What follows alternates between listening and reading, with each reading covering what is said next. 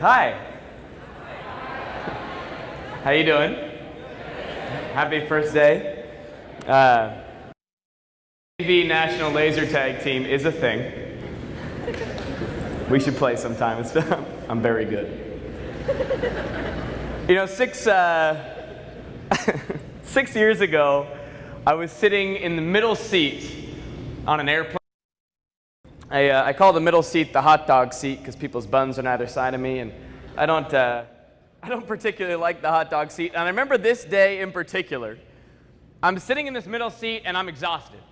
I just want to take a nap. I want to listen to some music. And all of a sudden, this woman shows up, and she doesn't even ask me to stand up. She just kind of squeezes past me, and she has a seat next to the window. And you can tell that this woman has like way more energy than I do. She's like looking out the window and like pulling things from her bag and discovering air conditioning for the first time. And out of the corner of my eye, I keep seeing this woman go like this.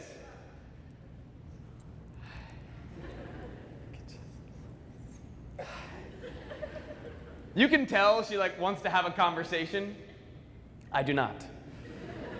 I'm tired. I want to take a nap. All of a sudden, I get a tap on my shoulder. I take out my headphone. I say, "Yeah, you need something?" She goes, "Hi, I'm Helga." I said, "Fantastic." We have a 4-hour plane ride, and I'm trapped with Helga.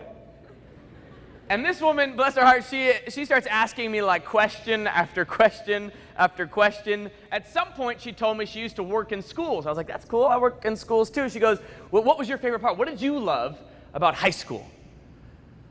I said, "Probably my senior year." She goes, "Why?" I said, and this is true. My senior year of high school, some friends and I got together, and we started this club at my school called RAKE, Random Acts of Kindness, etc. She goes, "Well, what was that about?" I said, "Well, once a week, we would get together and we would like talk about kindness. We talked about why it was hard. We talked about why the world needed more of it. We talked about different ways to practice. And then the most important part of RAKE was that after we were done talking about it, we would get up, leave the room, and go out and do something about it. We would go and try to practice kindness." So we were like making time once a week to intentionally engage in the practice or the skill of kindness. And there was only 2 rules. Rule number 1 was that you had to meet someone new, someone you never talked to before. "Hi, I'm Houston." Maggie. Maggie, nice to meet you. I like your shirt today. It's a nice blue. Thank you. Reminds me of like a blueberry. Blueberries, you probably know this, but blueberries are like antioxidants. They're good for you. It seems like you're probably good for people too.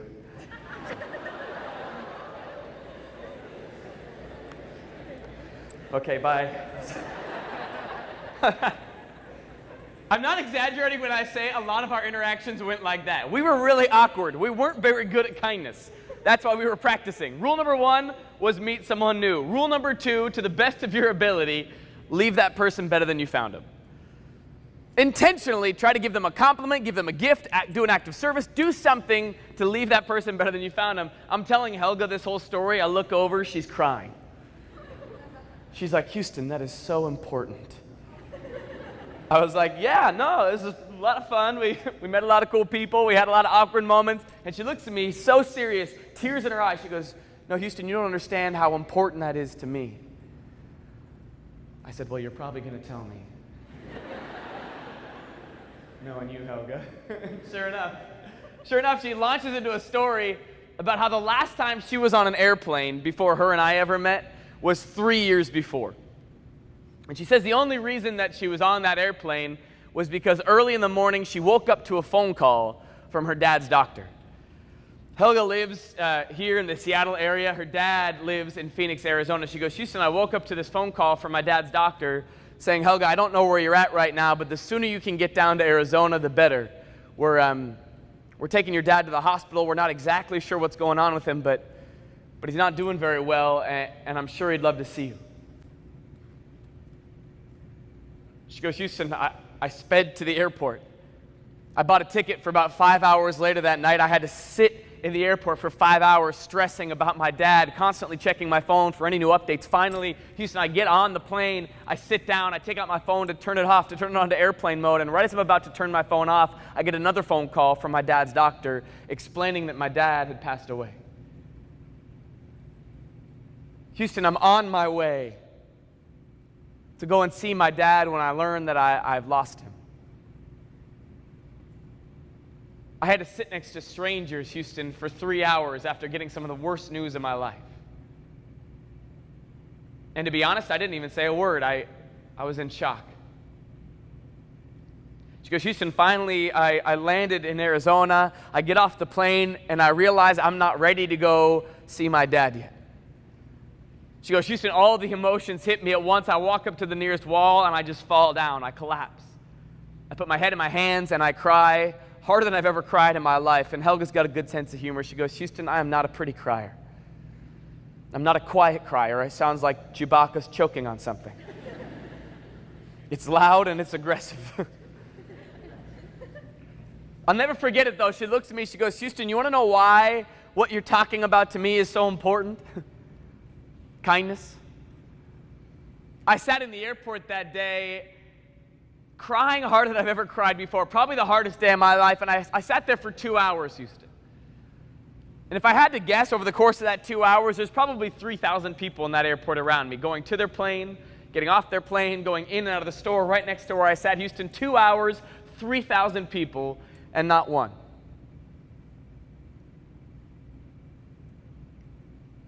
Not a single person stopped. Not one person got down at my level and said, hey, I know I don't know you, but can I help? Not one person put their hand on my shoulder and said, hey, are you okay? What can I do? Houston, 2 hours, 3,000 people, not one person stopped. You have no idea how much I could have used an act of kindness that day. Helga and I got off the plane, and I've never seen her again. I've never talked to her again. But it's weird. I think about Helga almost every single day. Because when I first heard her tell me that, it forced me to ask myself the question, would I have stopped? I'd like to think I would have. I believe in kindness, but the question is, like, when it matters, when it's uncomfortable, when it's awkward, when it's challenging, when I don't have the time, would I stop? Better question. If I was in that situation, would I hope someone would stop for me? I don't know if you're like me. Maybe you look around the world sometimes. I know at least that I do, especially recently. I've looked around our world. I look around our country. Sometimes I'll just look around the schools that I get to work in every single day, and I think to myself, man, we're not very good at being good to each other sometimes. Sometimes I think to myself, we're not very competent at kindness. I look around the world, and maybe you do too, and I think to myself, man, we got work to do. We can be better for each other. I appreciated your president's opening remarks.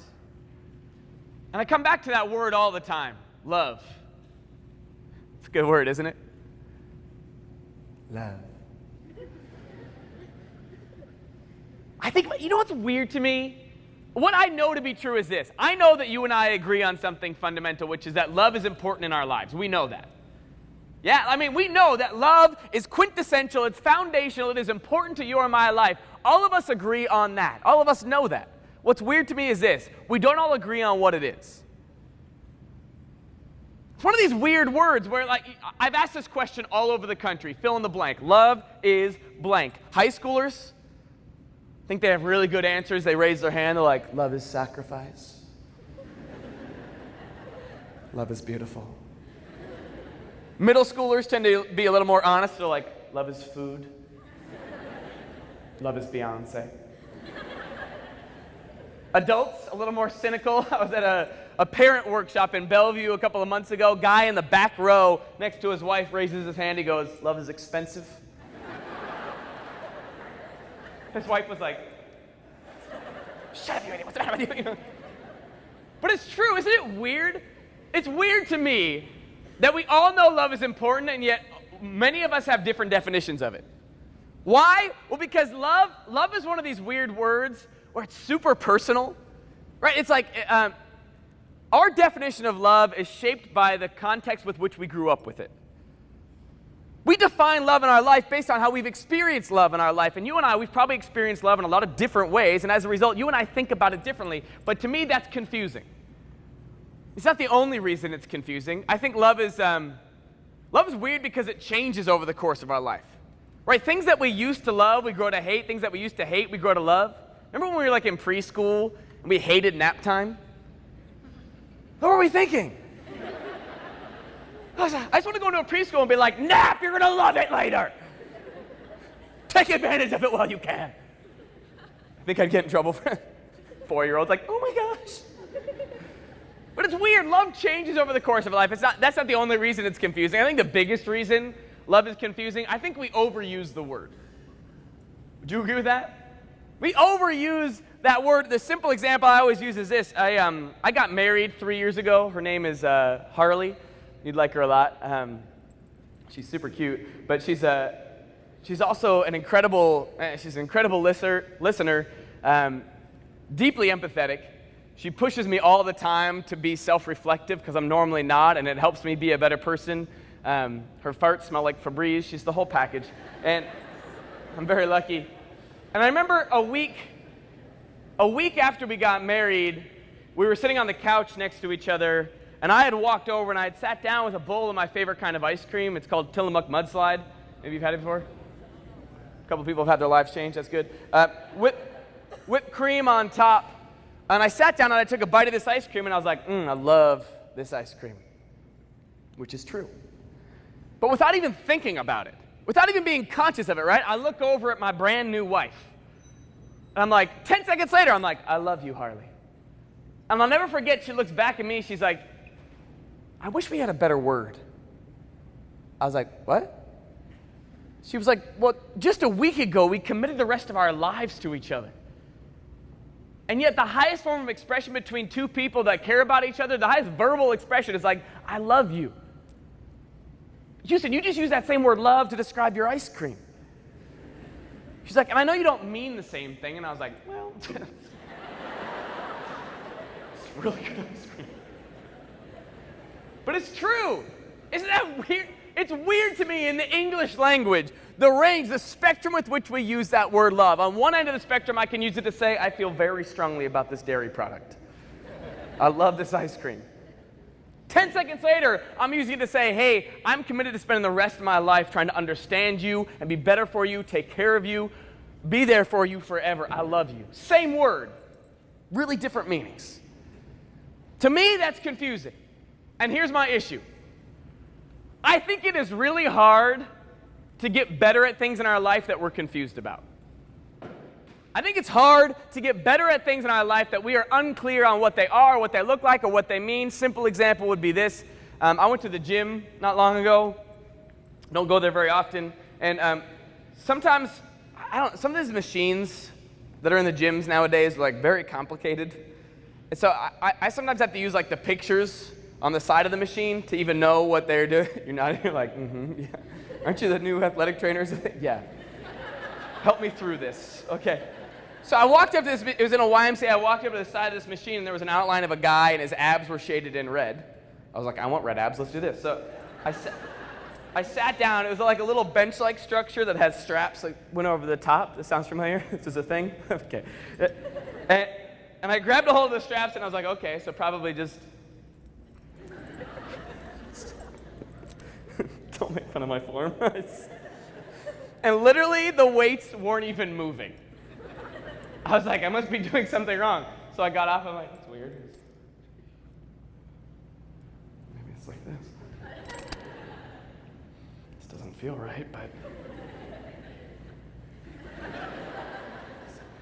I want to be really clear. I'm not alone in the gym. People are watching me do this. And finally, I'm so embarrassed that I'm obviously doing it wrong. I get up and I'm like, it's not ab day anyways. And I'm like, did I get any stronger? No. Oh. Is the machine capable of making me stronger? No, you're hopeless. Yes, of course. If I understand how to use the machine is capable of making me strong. I think the same thing is absolutely true about love. Unless we take time to cultivate our understanding of how to use love in our life, then I think we're always going to be as good at it as we are now. And to me, I think in order to get good at something, we have to get really clear on what that thing is. In the English language, I think we overuse the word love, but that's why I like the Greeks. The Greeks use 4 words to talk about love, and it's always helped me understand them a little bit more clearly. In fact, maybe you talk about them here. The first word that the Greeks use, storge. Storge love is familial love. It's the natural feeling of affection that you feel towards people in your family. Simple example I always use is you spent 9 months in the womb room. Deluxe Hotel Suite. I don't know how often you reflect on your time in the womb. I don't know how far you go back on your Throwback Thursdays. I go all the way back. The womb were the glory days. You had no stress. You had nothing to do the womb was awesome. You had no stress, no drama, no responsibilities, no chores, no homework, no relationships to manage, no social media to keep up with, no Snapface, no Insta tweet, nothing to concern yourself with. You were kicking back watching Netflix marathons, nothing to do. Meanwhile, pregnancy for your mom, not so easy. Right, every couple of weeks, she's buying new pants because you're becoming a human being inside. Sometimes she wakes up in the middle of the night craving weird food. She's like, someone get me a banana. You're like, Mom, it's midnight. She's like, with mustard on it. You're like, ugh. She's like, no. You're like, okay. 9 months she puts up with these shenanigans, and finally after 9 months, you're born. You would think that after 9 months of hospitality, you'd look up at your mom and say, wow, thank you so much. 5 stars on Yelp. You were really fantastic. Really good. No, what do you say instead?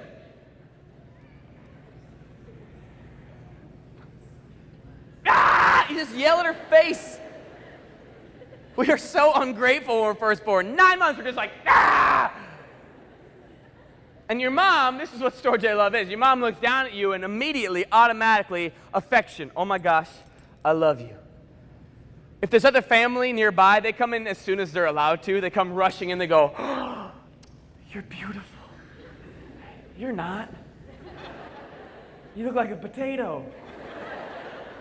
You're purple, you're slimy. You ugly when you're first born. We all were. But your family comes in and they don't see any. They don't see your little weird potato purple body. They just come in and they see, oh my gosh, it's my nephew. It's my grandson, it's my son, it's my daughter, it's my brother, it's my sister. And automatically there's a sense of affection. That's storge love. The second kind of love that the Greeks talk about is philia. Philia love is a love that we have for our friends. It's weird when you think about it. We're born into the love that we experience with our family.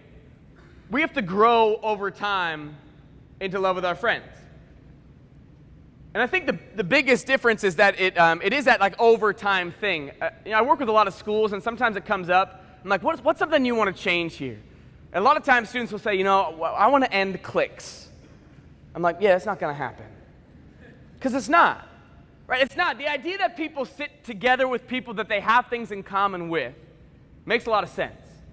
Right? We feel comfortable with people that we feel like we have things in common with. The only problem with cliques is if one group of people starts hurting another group of people or starts ostracizing another group of people. Like, that's a problem, but that's a compassion problem. That's an empathy problem. That's a respect problem. The idea that people sit together with people they have things in common with, that's filial love.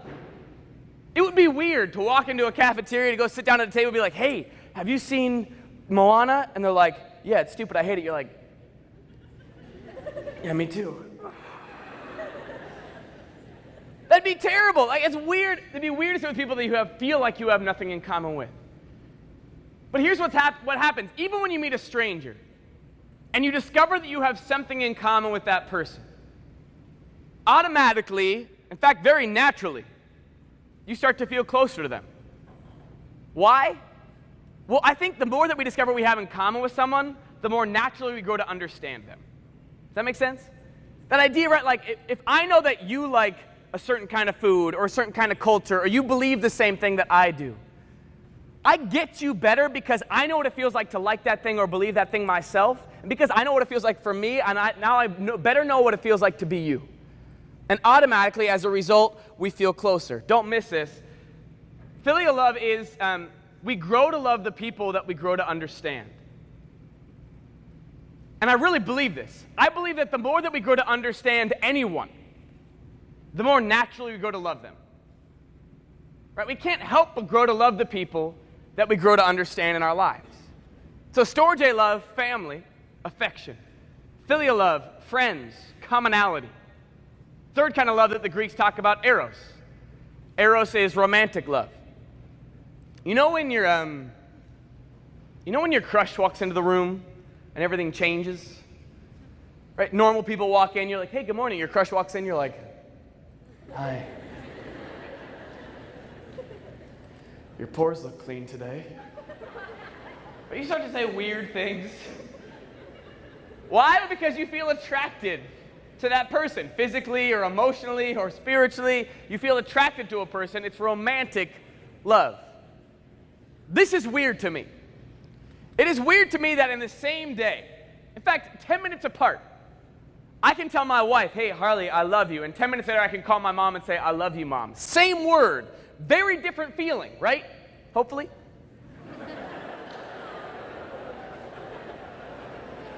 In the English language, we use the same word. That's confusing. It is confusing. I think the only way to get better things in our life is to create clarity, to grow to understand those things in our life. The fourth word that the Greeks use, agape. Say it with me. No, but say it like a fun way, like agape.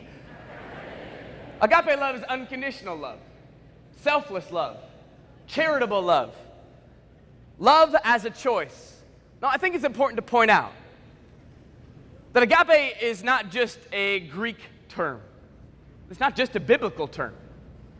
It's actually found in a lot of different religions, in a lot of different cultures, a lot of different languages all over the world. One of my favorites, mudita. Mudita is a Sanskrit word. It's part of the Buddhist philosophy, and it means vicarious joy. It means I'm happy because you are. In Jainism, the oldest known religion in the world, another Sanskrit word, the word is ahimsa. Ahimsa means non-violence in heart and mind. In Jainism, they believe so much in non-violence. They talk about it like this. They think that hatred or judgment or bitterness or jealousy or resentment towards others is like violence towards your own mind. And they believe so deeply in nonviolence that they practice compassion. In Hebrew, in the Jewish culture and faith, the word is hesed. Hesed means loyal kindness. It means love is more of a choice and less of a feeling. Why is this important? Well, you start to really think about, let's just bring it back to the Greeks for a second. You think about the four words that the Greeks use for love. And you start to realize that the first three all deal with the way that we feel. The first three are all feelings-based. Storge, natural feeling of affection towards our family. It happens to us because we're born into a family. Number two, philia, friendship. I grow closer to you, I feel closer to you as I discover that we have things in common. Number three, eros, attraction. I can't help it, but if I'm attracted to someone, they walk in, I feel, hi. I feel in love. The first three all deal with the way that we feel. The first three types of love that the Greeks describe happen to us. Agape is the only one of the four that isn't a feeling, but it's a choice. It's the only one of the four that doesn't happen to me. It is the only one that I must intentionally choose. And I look around the world, and it occurs to me that perhaps this is why we have a problem. I look around the world and I think to myself, most people think of love, treat love as a feeling. To put it differently, I will love you as long as I feel like it. I'll be kind to you as long as you're kind to me first. I'll be kind to you as long as it's comfortable to me. I'll be kind to you as long as it's convenient. I'll be patient with you as long as you're not annoying. I'll respect you if you've earned my respect. I'll respect you if we have the same political opinion. I'll respect you if we agree. I'll forgive you if you say sorry first. Here's my question. If I only go to the gym when I feel like it, how often do I show up? Never. If I only went to the gym to do challenging things when I felt like it, I would never show up. I think the same thing is often true about love. I think so often in our life we treat love as a feeling that part of the reason we don't ever grow in our capacity for loving ourselves or others is because we don't choose it often enough when it is inconvenient to us. If I only show compassion to people that I already care about, do I ever grow in my capacity for compassion? If I'm only kind to the people that are kind to me, do I ever get better at kindness? If I only love the people that I feel like loving, do I ever get better at love? I first started speaking about 6 years ago, and I had a mentor.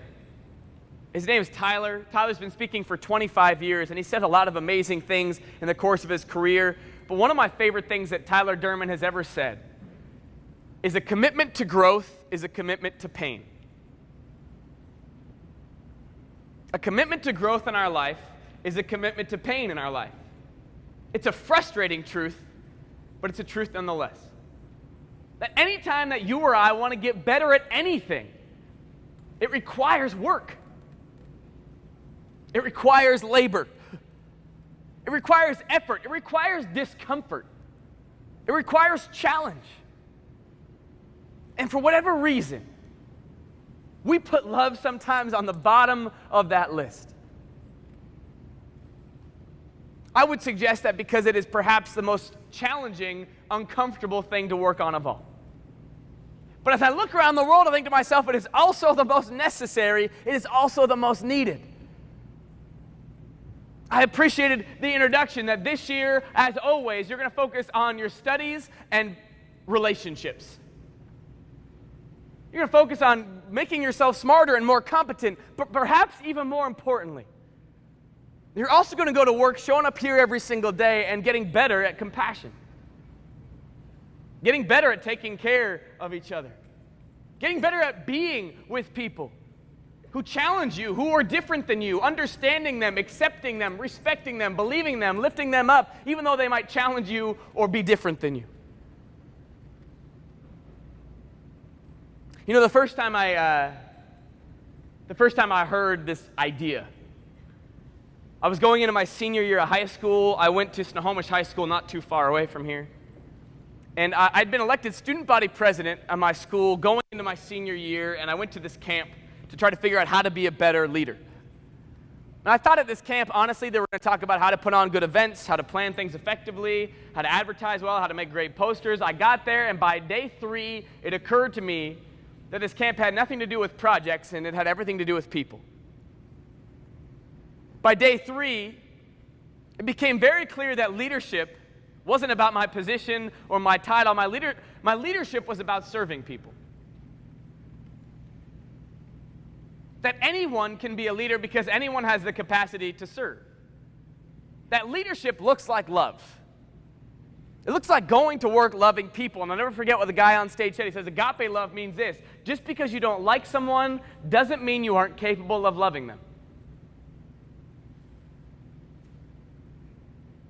He said, in fact, that's your job. Your job is to go back to your school and make every single person there feel loved, hopeful, belonging, accepted, even if you don't get along with them, even if you don't like them. And no joke, in that moment, my whole life changed. I went back to my school, and I knew that's what I wanted to do. I wanted to go back to my school. I wanted to make people feel belonging and hope and kindness and generosity. I wanted to go back to my school and agape people. And I was pumped. On day one, I was like, all right, I'm going to agape people. How do I agape people? I come back to this question all the time. Like, I know that love is important, but what is it? How do I practice it? I'll never forget that senior year and the drive that I had to make a huge difference in my school. I wanted to be a culture changer. I wanted to make a huge impact on my school, on my community, and really on the world. And I started doing these things, and I felt like if I want to make a big impact, I have to do big, revolutionary things. We did these fundraisers. We raised thousands of dollars for organizations all over the world. I put on these events, these recognition assemblies where we brought in strobe lights and fog machines. We had people stand up, give standing ovations to people doing different things in our school. We put glitter on everything. I thought I had to go big in order to make a big impact. I got to go back and speak at my old high school 3 years ago. And after the assembly was over, some kids came down. We were just talking for a little while, and one by one they headed out, and I noticed there was this girl. This girl, she was over here off to the side. She was standing alone. Her head was down. She was rubbing her hands back and forth. You could tell she was nervous. Finally, the last person walked out of the room, and it was just her and I left alone in this gym, a gym I'd spent a lot of time in. She notices we're alone. Her head comes up. She walks over. She goes, "Hi, I'm Annie." I said, "Annie, it's really nice to meet you. I'm Houston. Thank you for waiting around for so long. Did you enjoy the assembly?" She goes, "Mm-hmm." I was like, "Okay, so you did?" She starts to cry. And I'm not talking about little, gentle, polite tears. I'm talking like projectile, Chewbacca choking on something. She's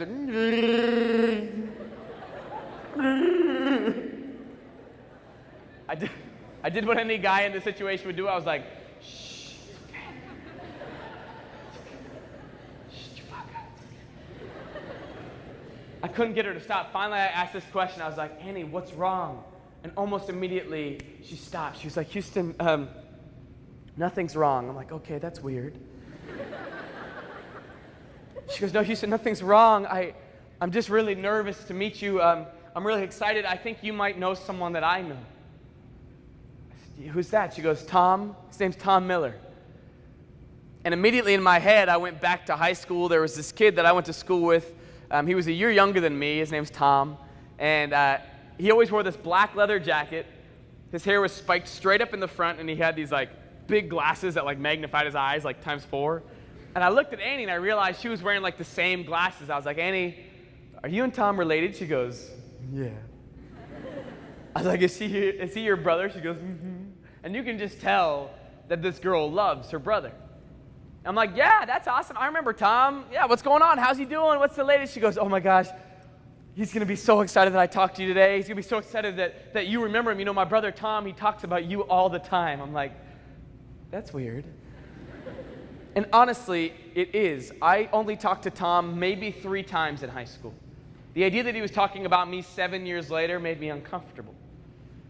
I was like, okay. She goes, "Yeah, you know, my brother Tom, he talks about you all the time. In fact, maybe you remember this too, that the thing he talks about most is this one day. It was at the end of lunch, and you guys didn't eat lunch together or anything like that, but Tom, my brother was having a bad day. He had those sometimes, and you must have noticed, because you walked over to him and you just started talking to him, and the bell rang and it was time to go, and your class was over here and his class was over there, but you walked with him to his class and you just listened to him talk for a little while, and then you got to class, and Tom remembers this part most. Tom, he was crying and he was having a really bad time, and you just gave him a little hug from the side and you said, "Hey, I just want to remind you that you're loved, buddy." And Tom, he talks about that day all the time, and I guess, I don't know, I just wanted to know if you remembered it too. Do you? And I'm like, oh no. I start trying to sift through the file cabinets in my brain, like trying to come up with this moment that happened so long ago, this moment that happened in like less than 5 minutes. And it's weird to me. Sometimes my job is like motivational speaking. Sometimes I have really unmotivational thoughts. Do you ever have those? For example, I've been thinking about this a lot recently. We live really forgettable lives. And all I mean by that is this: we forget about most of the stuff we do in our life. Isn't that weird when you think about it? We just can't hold it all up here. Think about it. Think about all the things that you say or do just on an average given day. You forget about most of it. Isn't that weird? I've been thinking about it a lot. I think by the time that you and I die, we might remember 1%.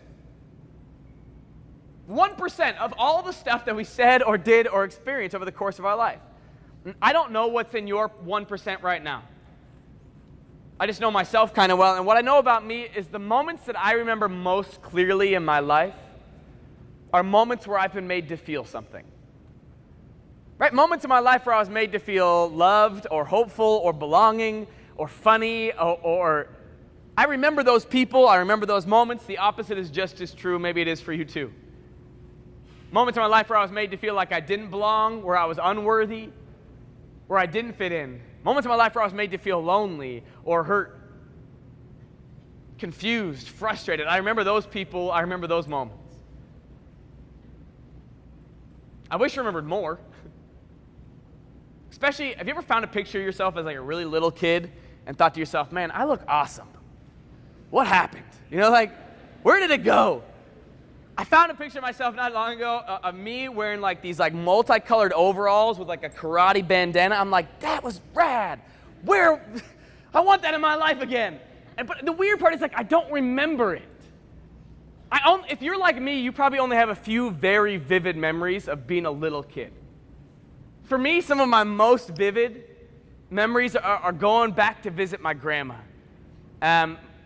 My Nana, she lives in Maine. I was born in Maine. I moved to Seattle when I was like 4. And every summer I'd go back to visit my grandma. And I love visiting my grandma. She's an awesome, amazing lady. She makes fresh fudge. And then she used to strain my orange juice because I didn't like the pulp. She's adorable. And the best part about going to visit my Nana's house is that just down the road from my grandma's, my parents had 2 really good friends, Rick and Martha Griffin. And Rick and Martha, they lived just down the road from my grandma's house, and they owned and operated and lived in a really small hotel in a really small town.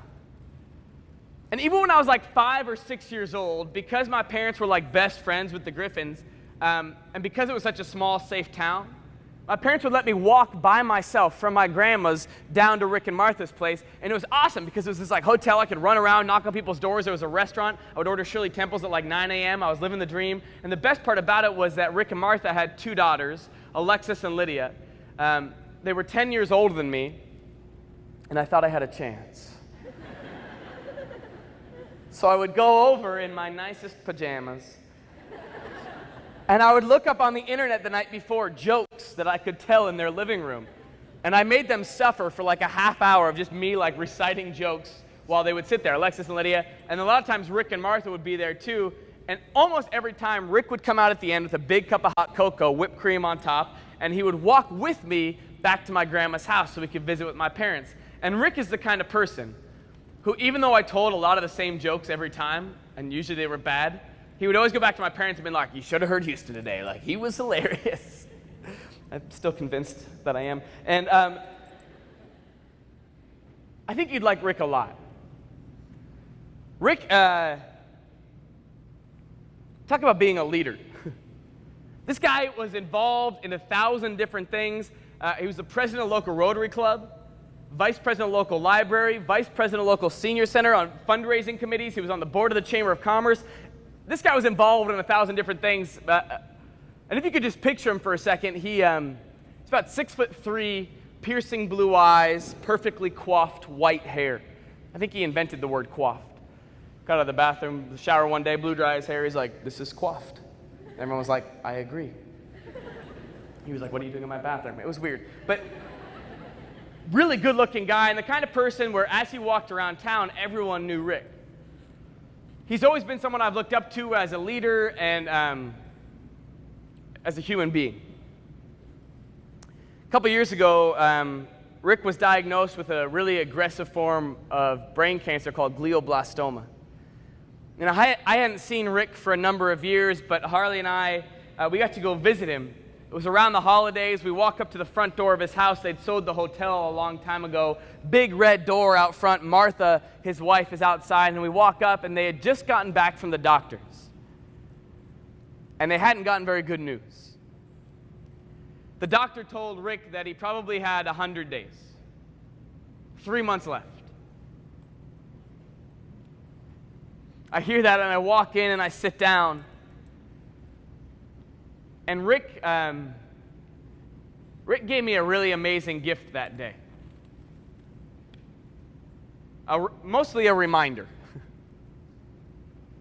For 2 hours, Rick asked me questions about me.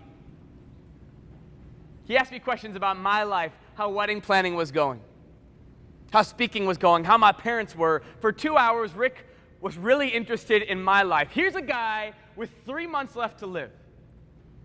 And all he wants to know is how I'm doing. I don't know when Rick figured it out. But at some point, he figured out one of the most simple human truths. That sometimes we can stop worrying so much about being interesting people. And instead, we can focus more on being interested in other people. Rick was really good at that. He didn't care about being interested. He was really interested. He didn't care about being interesting. He was really interested in you. He made you feel important and worthwhile and lovable. And for 2 hours, we sat there and talked. It's the last time I got to see him. It's definitely in my 1%. A week after, they had a celebration of life, a week after he passed away. Got to the place, it was overflowing with people. One by one, people got up on stage and they talked about all the things that Rick did in that community. All the ways that he served. And then the last two people that got on stage were his two daughters, Alexis and Lydia. And they told a really simple and short story about how they had both moved out of their house 8 years before their dad had passed away.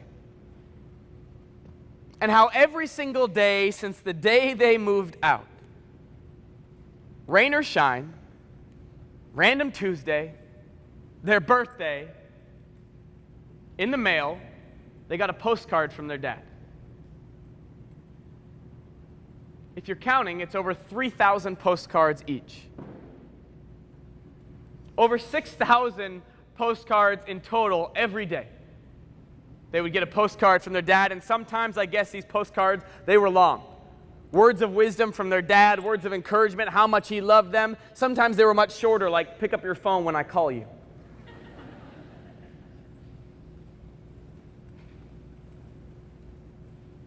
I find it important. I find it really important that Alexis and Lydia, they didn't bring up their dad's resume.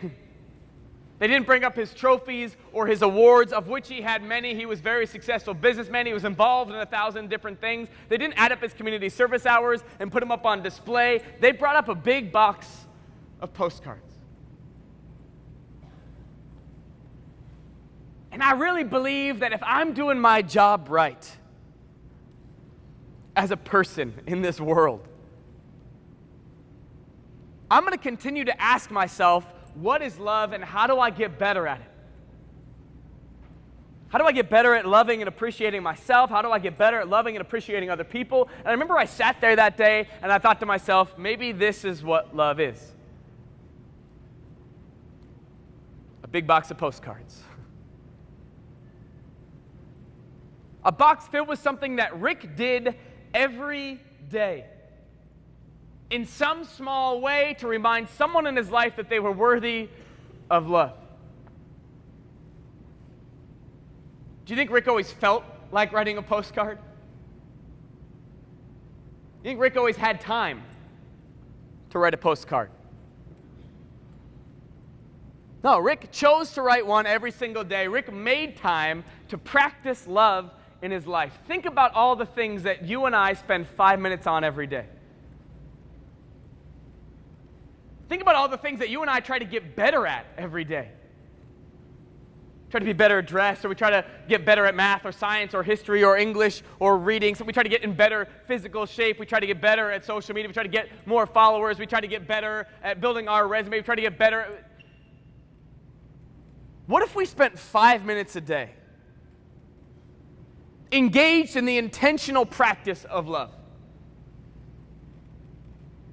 What if every single day this year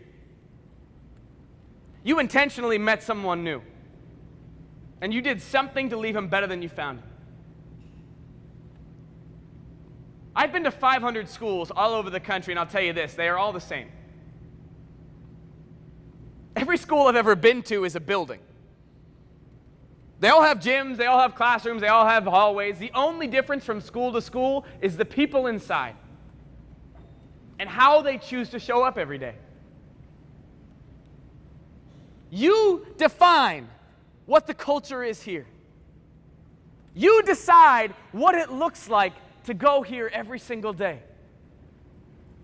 What if it was a place where everyone knew each other's name? What if it was a place where constantly every person here was doing something every day to make each other better?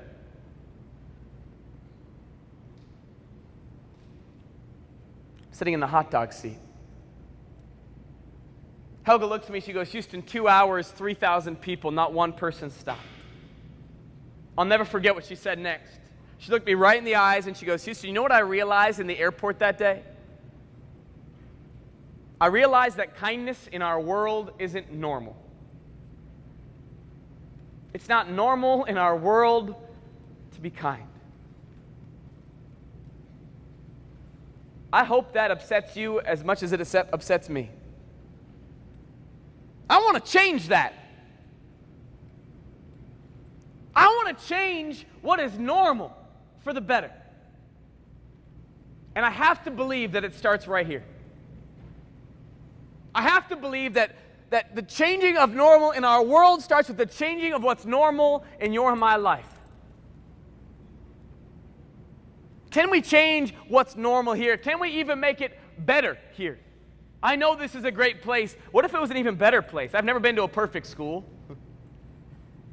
You don't have to be bad to get better. What if we made it just a little bit better here today? Even better maybe tomorrow. What about better the next day? What kind of place do you want to go there? Make it. I had to tell Annie, I said, "Annie, I'm really sorry. But I don't remember that day with Tom." And at first she looked really disappointed. She goes, "Oh, that's okay." And I looked at her, I said, "Annie, but I have to know, why does Tom remember that day out of all the days in high school?" And she looks at me and she goes, "Houston, you don't know my brother that well, do you?" I said, "Honestly, no." She goes, "Well, he's my best friend. He's my favorite person on this planet, and my favorite thing about my brother Tom is that he loves people. He's just not very good with them. He can be a little bit awkward and a little bit uncomfortable. He doesn't always know what to say or do. He loves people, but he doesn't really know how to interact with them." In Houston, ever since elementary school, people would make fun of him for that. He got into middle school, people used to laugh at him all the time for being awkward, for being weird. Houston, when he got to high school, that was the worst, because instead of laughing at him, instead of making fun of him, they just ignored him. People wouldn't talk to him. People wouldn't engage with him. They just would walk on by as if he wasn't even there. And Houston, my brother Tom, he hates that. And he would come home, and I would do my best to make him feel better. But Houston, freshman year, sophomore year, it started to wear on him. By the time he was a junior, he would come home, he wouldn't talk to me anymore. He wouldn't talk to my parents. And Houston, I was really scared. I didn't know how to help my brother. Listen, I understand, Houston, why you don't remember that day. It's a long time ago. But I'm glad you're here, because I need you to know that my brother Tom will never forget it. My brother Tom will never forget the day that someone besides his family reminded him that he was worthy of love. Thank you. She gives me a big squeezy hug, pins my arms down by my side. She lets go and she realizes she has to get to class. She turns and she takes off. She runs out of the gym, and I'm left standing alone.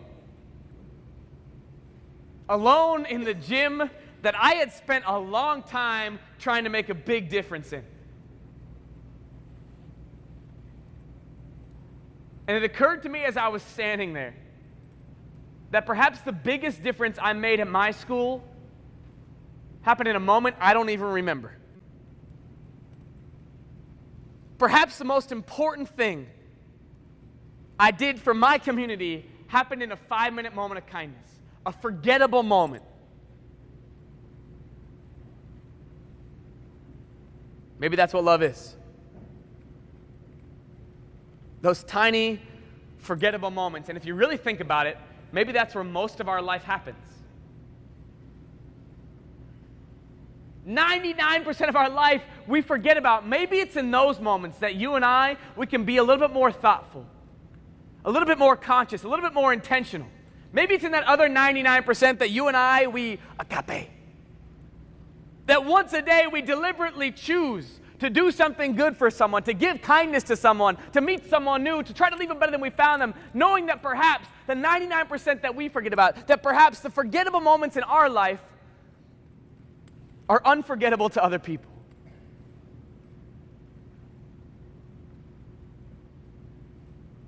I'm so excited for you to start a brand new year. Seniors, I'm so excited for you to leave a legacy of goodness at this school. Freshmen, I'm so excited for you to have 4 years to build the place that you want to go to. And everywhere in between, I want to remind you that you got a lot of work to do this year, and I know you're going to work hard. And you're going to work hard through here, and a lot of times, many of you are going to go on to college, or you're going to go into a career school, or maybe you're going to go into the workforce, and then from there, maybe you're going to meet someone, you might get married, you might have some kids, you're going to retire, you might travel, then eventually you're going to die. Those things are going to happen. And I'll tell you this, along the way, it's a good highlight reel. A lot of things stick in our 1%. But if I could leave you with a simple reminder, it's this, is that most of your life happens in between the check boxes on your to-do list. Most of life happens in quiet, forgettable moments. In those moments, write a postcard. Connect with someone. Smile even if you don't feel like it. Choose to engage with someone even if they might feel awkward to you. Along the way, let's see if you and I can choose love enough times in our day-to-day life that we start to make kindness a little bit more normal. Thank you all for having me this morning. You've been awesome.